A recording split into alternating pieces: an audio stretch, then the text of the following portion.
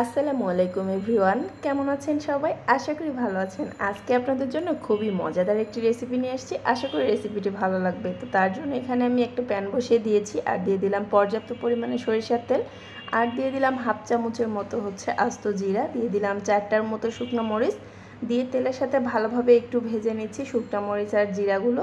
যখনই জিরাগুলো ভাজা হয়ে যাবে তখন অনেক সুন্দর একটা ফ্লেভার আসবে। তারপরে দিয়ে দিব আমি এখানে পেঁয়াজ কুচি। এখানে আমি পরিমাণ মতো পেঁয়াজ কুচি অ্যাড করেছি। পেঁয়াজগুলোকে একটু ভেজে নরম করে নিচ্ছি। তো এ পর্যায়ে আমার পেঁয়াজগুলো ভাজা হয়ে গিয়েছে। এখন এখানে আমি 2 চামচের মতো আদা বাটা রসুন বাটা দিয়ে দিলাম, মানে 1 চামচ আদা বাটা 1 চামচ রসুন বাটা। তো দেওয়ার পরে এখন দিয়ে দিলাম পর্যাপ্ত পরিমাণের লবণ, আর দিয়ে দিলাম হলুদের গুঁড়ো, দিয়ে দিলাম ধনিয়ার গুঁড়ো, আর যেটা লাগবে লাল মরিচের গুঁড়ো।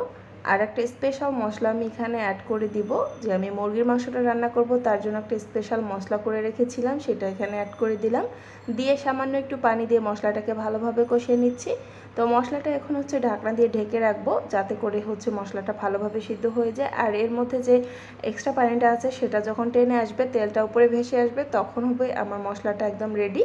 তো আমার মশলাটা দেখতে পাচ্ছেন একদম রেডি হয়ে গিয়েছে। এ পর্যায়ে আমি কিছু আস্ত মশলা অ্যাড করে দিলাম, দিয়ে দিলাম তেজপাতা, কালো এলাচ, সাদা এলাচ, আর দারচিনি। তো দিয়ে দেওয়ার পরে এখন নেড়েচেড়ে ভালোভাবে মশলাটাকে কষিয়ে নিলাম। তারপরে যেটা অ্যাড করতে হবে সেটা চিকেন। তো চিকেন রান্না করব, আলু ছাড়া চিকেনটা আমার কাছে কেন জানি জমেই না, তো আলু তো লাগবেই। তো আমি এখানে সব কিছু ক্লিন করে রাখা চিকেন আর আলু একসাথে দিয়ে দিলাম, দিয়ে মাংসটাকে কিছুক্ষণ কষিয়ে ঢাকনা দিয়ে ঢেকে রান্না করে নিলাম। এখানে কিন্তু আমি কোনো পানি অ্যাড করিনি।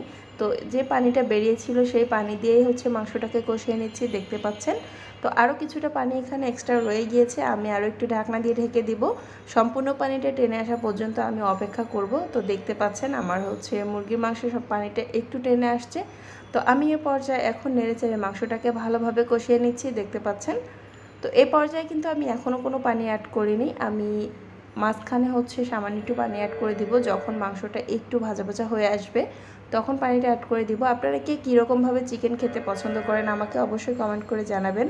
আমি এভাবে চিকেন রান্না করলে আমার বাসায় একদম কাড়াকাড়ি লেগে যায় যে কে আগে খাবে আর কখন শেষ হবে।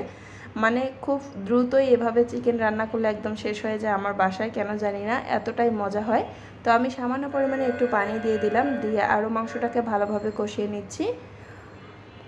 দেখতে পারতেছেন মাংসটা যত কষাবেন তত কিন্তু আপনার এই মাংসটা খেতে বেশি মজা লাগবে।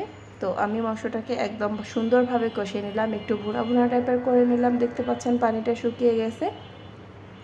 আমার রেসিপি আপনাদের কাছে কেমন লাগে অবশ্যই আমাকে একটা কমেন্ট করে জানাতে ভুলবেন না। তো আমি বেশ কিছুক্ষণ সময় ধরে এখানে মাংসটা কষিয়ে নেওয়ার পরে এখন আমার মাংসটা একদম সিদ্ধ হয়ে গিয়েছে আর রান্নাটাও শেষ হয়ে গিয়েছে। তার জন্য আমি এখানে ঝোলের পানি অ্যাড করে দিলাম। আমি আজকে মুরগির মাংসের এই ঝোলটা, পাতলা ঝোলটা দিয়ে রান্না করব। এই ঝোলটা দিয়ে রান্না করলে যে এতটাই মজা হয় মাংসটা, যা বলার বাহিরে।